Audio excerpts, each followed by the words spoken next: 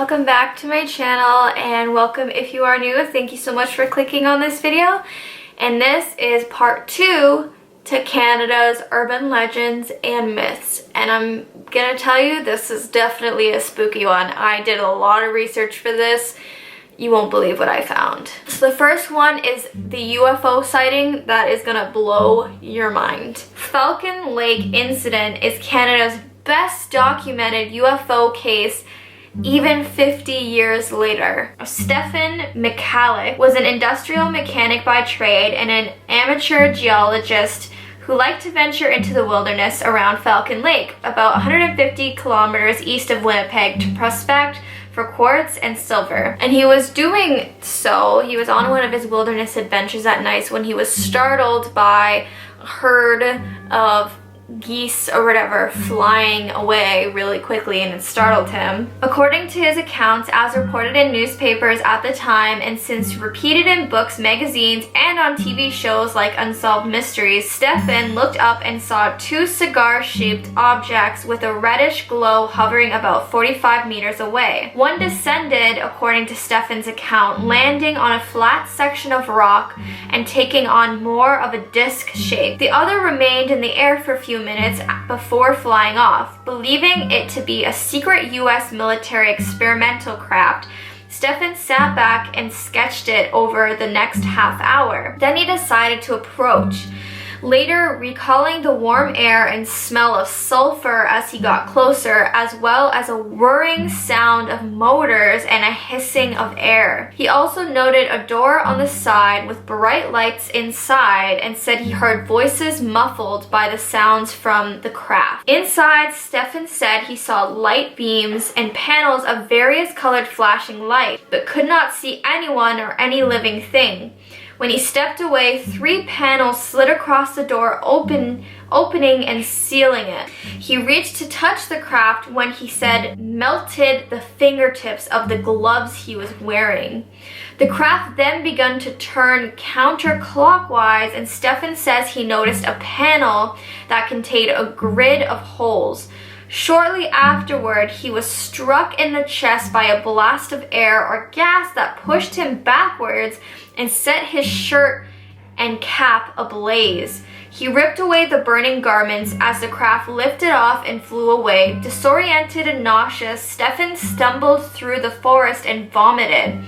He eventually made his way back to his motel room in Falcon Lake, then caught a bus back to Winnipeg. He was treated at a hospital for burns to his chest and stomach that later turned into raised sores on a grid-like pattern. And for weeks afterwards, he suffered from diarrhea, headaches, blackouts, and weight loss. Items were later retrieved from the encounter site, including Stephen's glove and shirt and some tools, which were subjected to extensive analysis at a RCMP crime lab. No one could determine what caused the burns. At the landing site was a circle about 15 feet in diameter, devoid of the mass and vegetation growing in other areas of the same rock outcropping. Soil samples along with samples of clothing were tested and deemed to be highly radioactive. So were pieces of metal that were chipped out of cracks in the rock about a year after the incident. The metal had somehow been melted into the cracks. So this story is pretty long and it kind of continues on. All of the evidence, it's so obvious that it points to UFO alien activity. So definitely search it up and do some research. I wouldn't mind going to Falcon Lake and just having a little look around, because that's pretty cool. Next on my list is the Forbidden Plateau. The Forbidden Plateau is on the eastern side of Vancouver Island in the Strathcona Provincial Park, nestled between Mount Albert Edward and Mount Washington. According to the indigenous coastal hunting Coma people, the Forbidden Plateau is inhabited by evil spirits that supposedly consume any woman and children that venture up there. The belief and the nature of these spirits relates to a Comox legend dating back to a time when they were raided by the Cowichan people. During the raid, they sent their children, women, and tribal elders up to the Forbidden Plateau for safety. For some reason, no trace of them was ever found again. They just vanished. and the Forbidden Plateau has been taboo since that day. The Forbidden Plateau was also the epicenter of the strongest earthquake on land in Canadian history, and even now there are signs of warnings for anybody who ventures out there.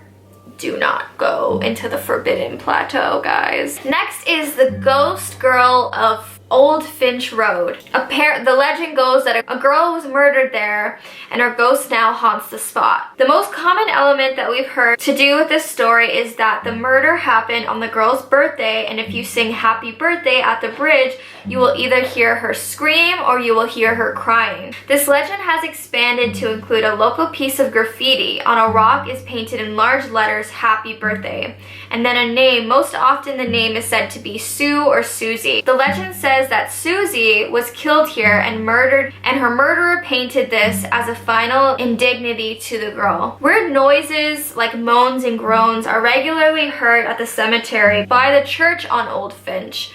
On a set of train tracks that cross Old Finch, if you park the car and shut off the engine, shortly your car will be pushed to safety off the tracks, and the handprints of small children will be all over your car. That's because these children were killed in a school bus / train accident on that stretch of road. And next is the Casa Loma ghosts. From strange apparitions to spooky voices and unseen grabbing hands, Casa Loma has more than its share of ghost stories.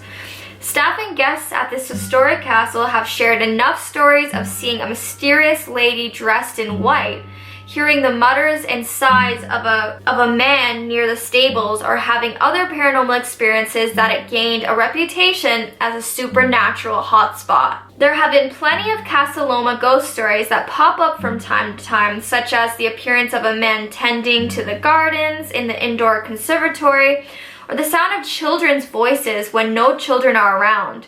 A few stories, however, are reported time and again by different people. The most common sighting is a white lady who typically appears on the second floor, but who has recently been seen in the basement as well. The tunnel leading to the castle stables are where another of its most notorious ghosts is believed to roam.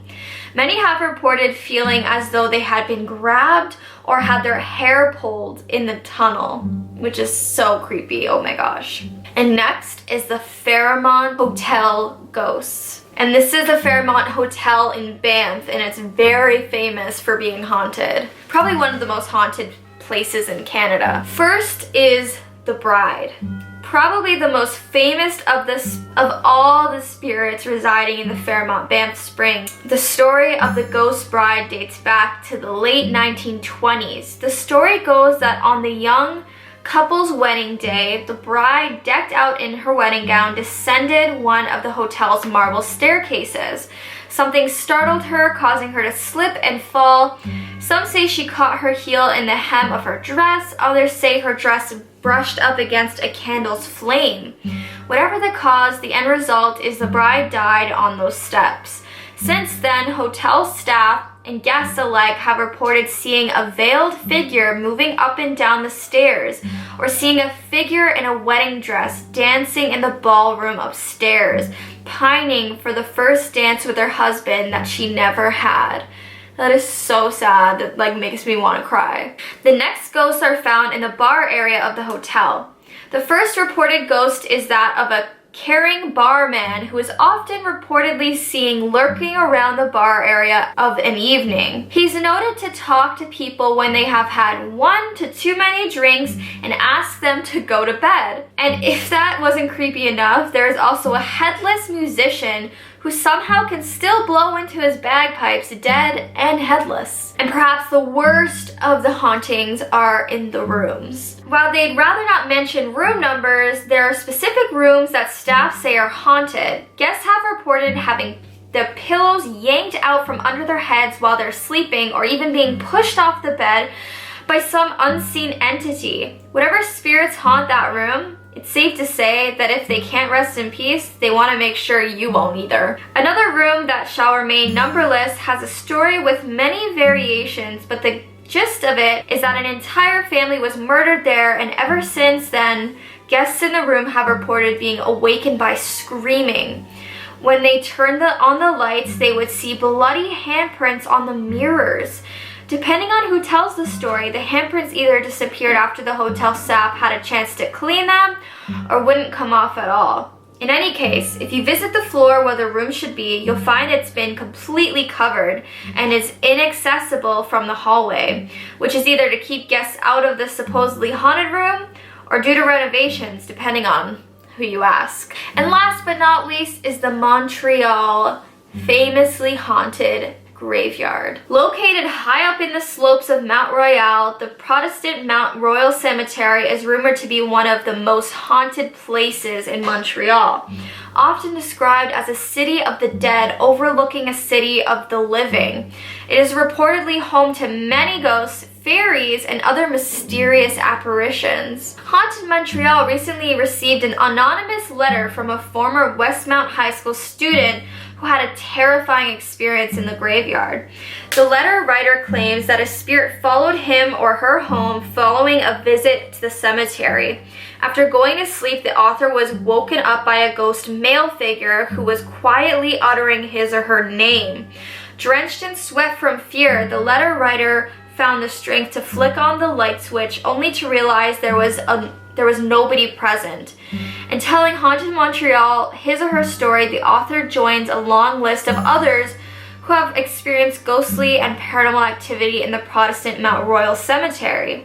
Today there are almost 200,000 bodies buried in the cemetery, which is slowly running out of space.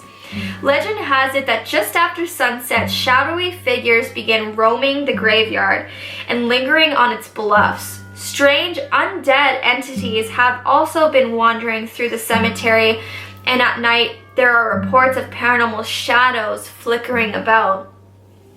Which, once again, you will not see me anywhere near that cemetery. No, thank you. Apparently there are a lot of black mass evil ritualistic stuff that people go there and do sacrifices and stuff. That's apparently something that happens, so I don't blame that cemetery for being evil and haunted the way it is. Anyways guys, that is all for my Canadian urban legends and myths.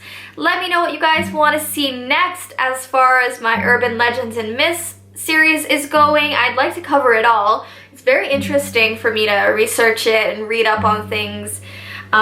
It's so crazy what each culture and each country or state or province has to offer when it comes to urban legends. It's really interesting. So if you haven't already, check out my other urban legends videos, and there's definitely more to come.